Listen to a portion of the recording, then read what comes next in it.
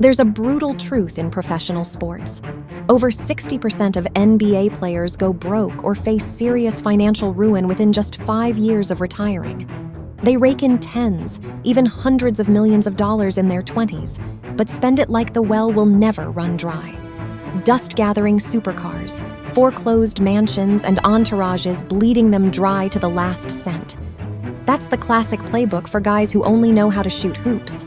But in a parallel universe, there's a tiny, ultra-elite group. They don't just dunk a basketball, they slam dunk the capitalist system right into their portfolios.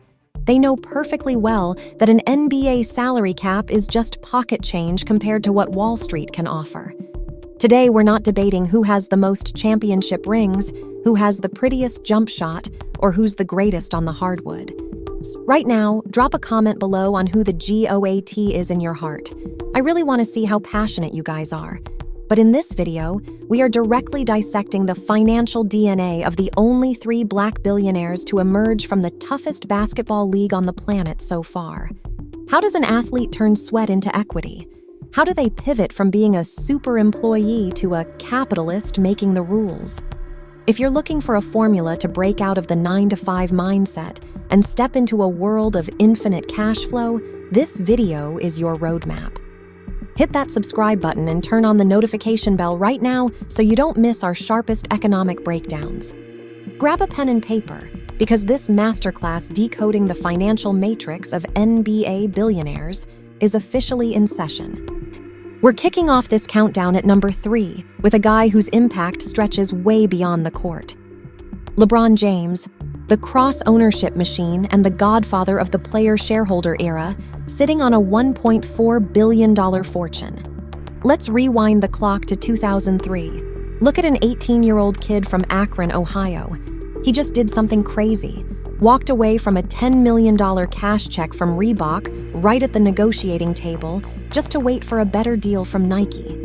At 18, LeBron already grasped a massive principle of information asymmetry. He knew his true value wasn't in how many points he dropped every night. It was in how many media eyeballs he could move. While other players were lining up begging for sponsorships, LeBron positioned himself as a walking media platform. And that's when the machine fired up. LeBron's ultimate weapon isn't physical strength. It's an economic moat called cross-ownership. His number 1 rule, never sign a vanilla endorsement deal. He demands equity. Look at the Beats by Dre deal. When they partnered, he took a stake instead of cash. The result? He pocketed a cool $30 million when Apple bought the company out. He even launched the Spring Hill Company, turning himself into an independent studio. What's the chokehold here? Anyone who wants to leverage LeBron James's image has to walk through an ecosystem he controls and play by his profit-sharing rules. That ruthless calculation led LeBron to his golden era. In 2022, he officially crossed the $1 billion mark while still hustling on the hardwood. But the expansion didn't stop there. He kept leveraging network effects through the Fenway Sports Group. Now, he owns stakes in England's Liverpool FC, the Boston Red Sox, and the Pittsburgh Penguins. Make no mistake, LeBron isn't just buying sports teams, he's buying access to the cultural memory of millions of fans worldwide. It's a psychological takeover on a massive scale. But of course, every empire has an Achilles heel.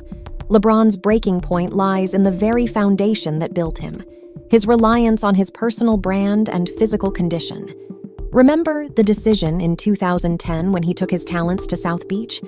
It sparked a massive boycott that seriously cracked his brand value. A tech giant can fire and replace a CEO if he screws up, but LeBron's empire crumbles completely if the name LeBron loses its juice or if his body simply goes on strike. Speaking of his body, here's a wild behind-the-scenes fact you need to know.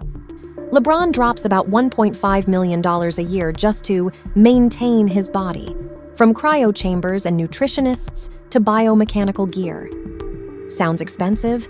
Let's use an everyday example to make sense of it. Imagine LeBron's body is an Amazon AWS server holding billions of dollars worth of data. Dropping $1.5 million on cooling and maintenance isn't a sunk cost at all. It's a mandatory reinvestment to keep the system from crashing, keeping that sweet flow of ad revenue and dividends pouring in. So what's the biggest real-world lesson we learn from LeBron's rise? Never sell your time and labor outright for cash. Demand a piece of the pie. Realizing the public could turn on him at any moment, LeBron built the uninterrupted media network to fully own his narrative. The slogan, "More than an athlete," isn't just empty hype. See, it's a declaration of independence, completely cutting the cord on relying on someone else's platform. Moving on to number 2 on our list, a name that completely redefines the concept of coming back from the dead. Earvin "Magic" Johnson, the lord of infrastructure and the manipulator of the float, boasting a $1.5 billion fortune. Let's start with a reality check. Almost the entirety of Magic's glorious basketball career in the 80s only netted him a mere $40 million in salary. Sounds like a lot, but it's pennies compared to his current empire. The real starting point of this financial juggernaut actually stems from a devastating tragedy: his shocking HIV announcement in 1991.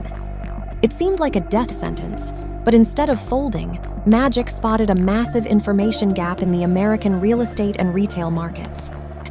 He realized that corporate giants were turning a blind eye to densely populated Black and minority inner-city neighborhoods, simply due to perceived risk and ignorance.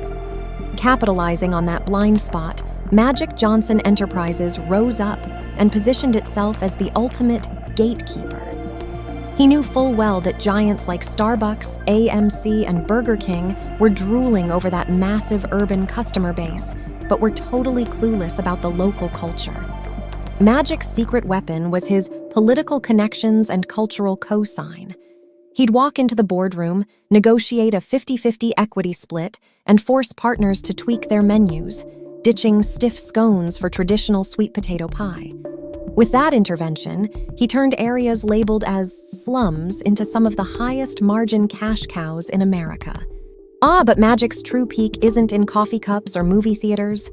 The real golden moment hit in 2015 when he scooped up a 60% stake in EquiTrust life insurance. Under his watch, the company's assets under management skyrocketed from $16 billion to $27 billion. Recognize this playbook? Magic Johnson is playing the exact same game as Warren Buffett, using the float, the upfront premium cash flow from customers, to reinvest. And where did that cash go? He used it to snap up stakes in some of the most premium, high-priced sports franchises on Earth, from the LA Dodgers and Washington Commanders to LAFC. Of course, every path has its bumps. Collapse came knocking early on in his business journey. Back then, Magic tried to launch a chain of sporting goods stores bearing his name and fell flat on his face. That stumble cured the superstar's delusions of grandeur. He learned a brutal truth. Fans might go crazy for you on the court, but that doesn't mean they'll buy your stuff if the product is garbage. It was a wake-up call that forced Magic to pivot from a guy selling his name to a guy building professional risk management systems.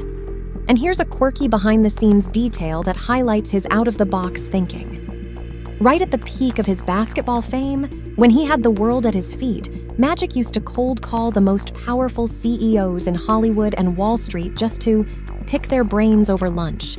To put his business model into layman's terms, think of Magic as a guy buying up swampland that everyone else is trash-talking.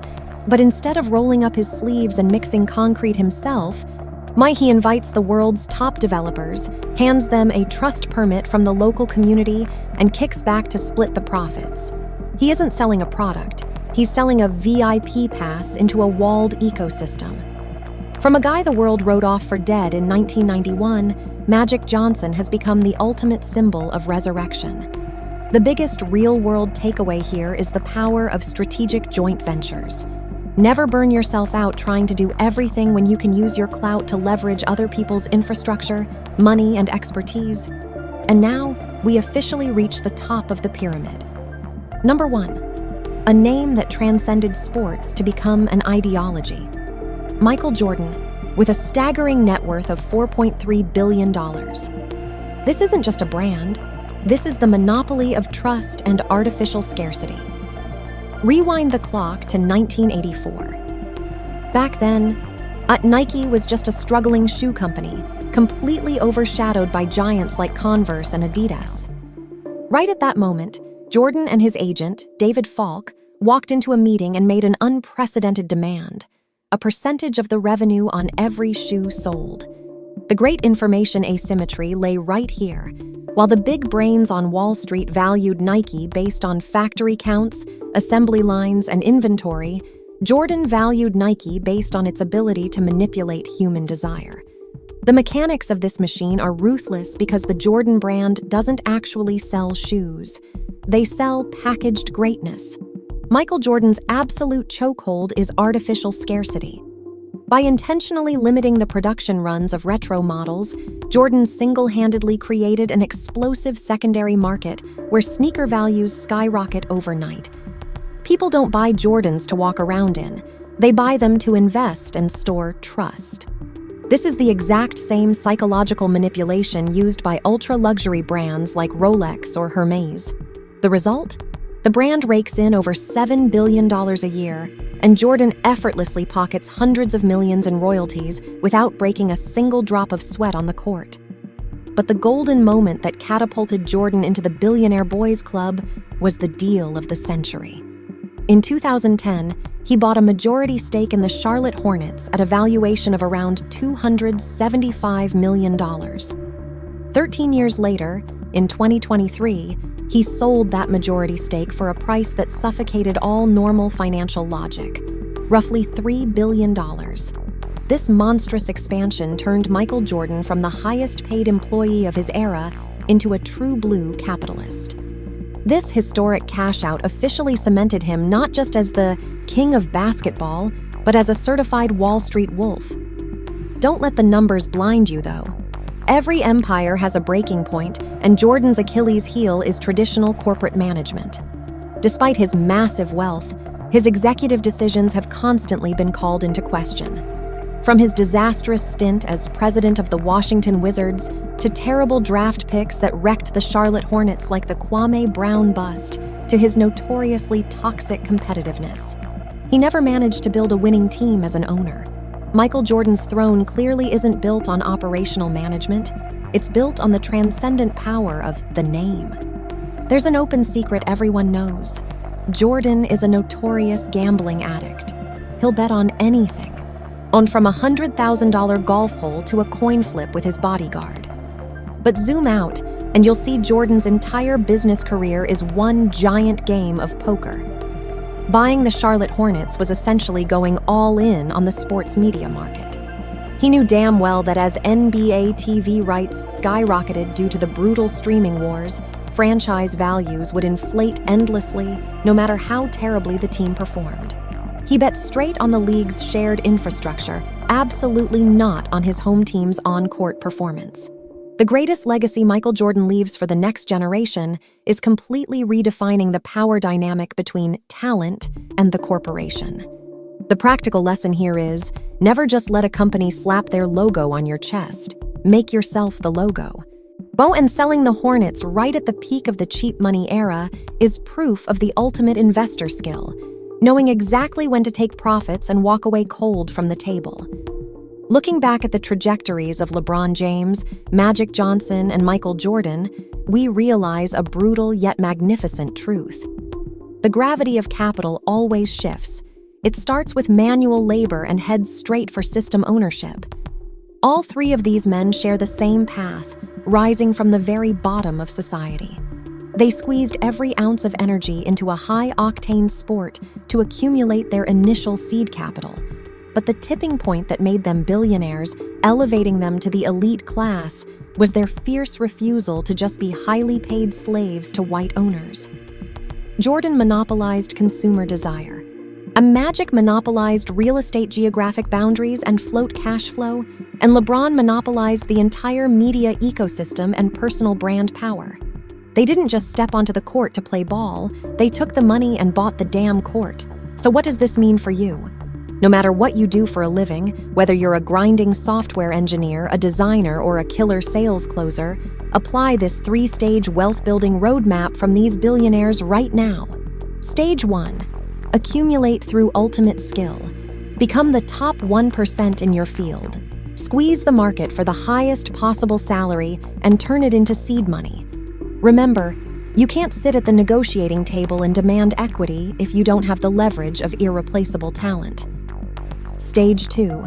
Convert assets and leverage. You stop selling your time on the cheap immediately. Start demanding equity, profit sharing, or build your own company from scratch. Turn your influence and expertise into owned assets. Just like how Magic Johnson traded his fame for a 50% cut of Starbucks stores. Stage 3.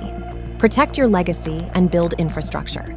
Go big and funnel your cash flow into bulletproof infrastructural assets, things completely immune to inflation and aging. That could be real estate, insurance companies, or index funds. Take that final leap. Transition from breaking your back to make money to using money to build a system that collects rent forever. These billionaires who stepped off the hardwood have proven a universal truth to the world. The real game doesn't end when the final buzzer sounds. It officially begins when you pull up a chair to the economic negotiating table. You might be born empty-handed, but you absolutely do not have the right to let your mindset stay poor. And here is your 6-month challenge. Look at your current job tomorrow. Are you just obediently collecting a paycheck, or are you actually building equity for yourself? Find a way, just one way, to own a piece of the means of production or the revenue from the exact value you're creating. If you feel like your brain just got activated over the last few minutes, smash that subscribe button, like this video, and share it with a friend who needs a wake-up call. And don't forget to drop a comment below. From your perspective, whose strategy was the most ruthless and brilliant? Jordan's, Magic's, or LeBron's? See you in the next Financial Matrix breakdown.